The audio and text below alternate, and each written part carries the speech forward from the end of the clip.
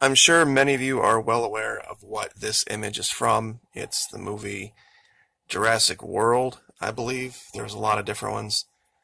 This is, of course, the scene with this animal that's referred to as a Liopleurodon. It comes up, eats a great white shark, and of course, license being taken in Hollywood, the actual animal that this is based on, the largest fossil known is about a tenth the size of this one, but that would still put it about 3 times as large as a great white. So still, nothing to sneeze at. There's been different shows on history and National Geographic. One of the most infamous scenes is where there's a T-Rex near the water, and this thing comes up out of the water and snatches him right off the land and pulls him into the water. Well, I found something about a year and a half ago that looked a lot like a mosasaur, which is very close to one of these things. And just for scale, I want to show this. The big blue image here, this is what the Jurassic World showed. This is what we know to exist. This is a blue whale, about 30 meters. But like I said, this is a great white, so this thing would still be no slouch. Now, the big difference between a mosasaur and a pliosaur is you can see the ratio of head to body, the flippers, the tail. Not like if you encountered one in the wild that you would have very long to make the distinction, given that this is how big we are in relation. Now, there is an Imgur post that has about 10 good candidates for what I'm about to show you right now. This is what I'm kind of leaning toward. It's called a tylosaur. But let me show you. Let me get down there real quick and show you what I'm talking about. And the kicker part about this is that it's on a glacier. And it looks like it uncovered in 2004 and then covered back up. And so we know where it is, but I don't think it's available to go get anymore. And I'll show you the imagery that backs that up.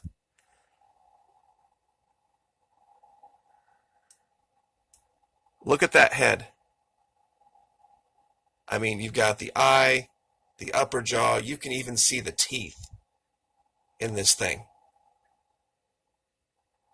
in the skull, or this thing. And clearly I'm saying this is a fossil. This is a remnant. The body has been somewhat damaged, and I think probably over, and like I said, this is in a glacier. Let me show you where this is. Right here. This whole thing is a giant glacier.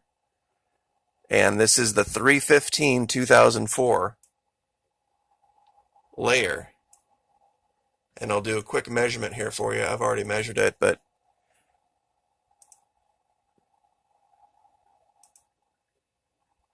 the head is 95 feet long,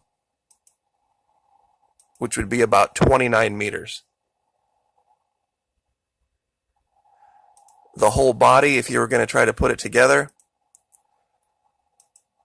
let's see, there, and then down to here, about 96 meters long, which is about 315 feet.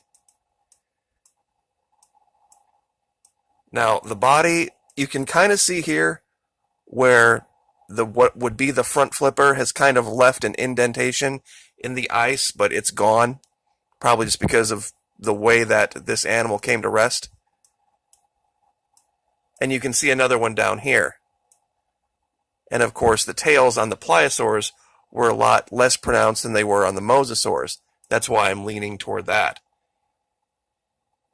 But there's absolutely no mistaking this head.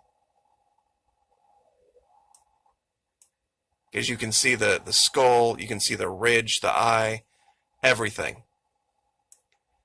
And like I said, when you zoom in on this, you can see each giant particular tooth, not only on the upper jaw, but on the lower jaw as well. Now, just for reference, this was the find from back in, I'm sure a lot of you have already seen this, I just wanted to cover it real fast. This was the find back from 2018. This was a little bit harder to find.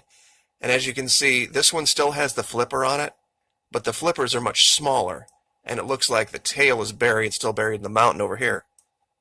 But once again, upper jaw, lower jaw, you can see the eye, the distinction between the body and the head. So, anyway, now, as if that weren't enough, earlier today, put up a video and showed this map, and we were talking about something totally different. The giants, the Vikings. But in the upper right of this map, it showed a feathered bird big enough to pick up what looks like a small elephant armadillo looking kind of creature. Now, the big difference, and I'm going to go through this real quick. The big difference between dragons and wyverns, which this technically would be because you have the 2 legs and the wings, no forelimbs. Dragons have 4 limbs, meaning F-O-R-E limbs, and then wings on top of that and rear legs. Wyverns are also smaller, and I just wanted to show this real fast just to give scale. So technically the Game of Thrones, those giant, what they were calling dragons, were technically wyverns, but I want to show you something else I found, and it was something I found a while back. I didn't show it because I didn't think I had enough reference material to really show what I was seeing.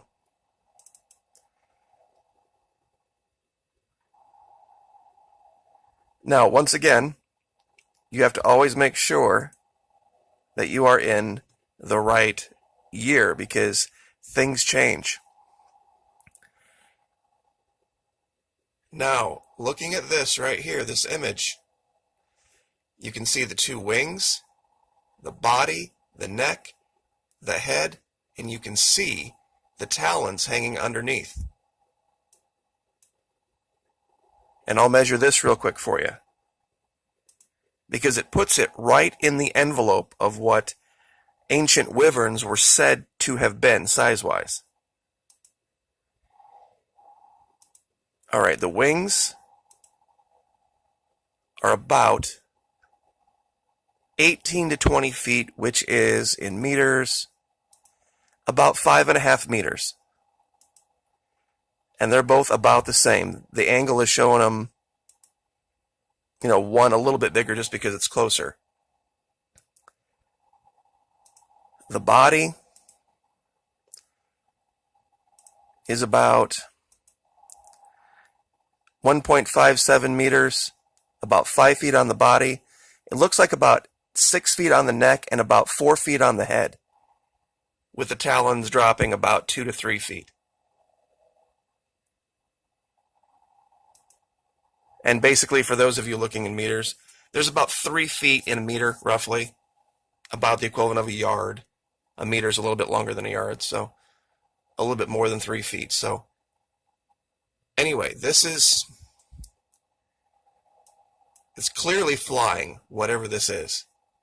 These are wings, and when you look at the body, I know this is why I didn't show it just standing alone by itself when I first found it. But now that we have the map from the region that shows a creature just like this, that somebody took the time to make a picture of. Out of all the things, like I said, back then, parchment wasn't easy to find. Ink was expensive. Then finding somebody who could actually create the thing that you said you saw, because a lot of times mariners weren't artists, and artists weren't mariners. To put all of that together and do it was an expensive process. So they didn't waste space on stuff like this. So anyway, 2 pretty amazing things. So this is that Imgur post right here where they have a Tylosaur, Chronosaur, These are the two that I think are the number one and two candidates for that giant reptile that's on the ice down there. And we'll go back there real quick. And of course, I'll give you the locations. And these, like I said, these two aren't far from each other.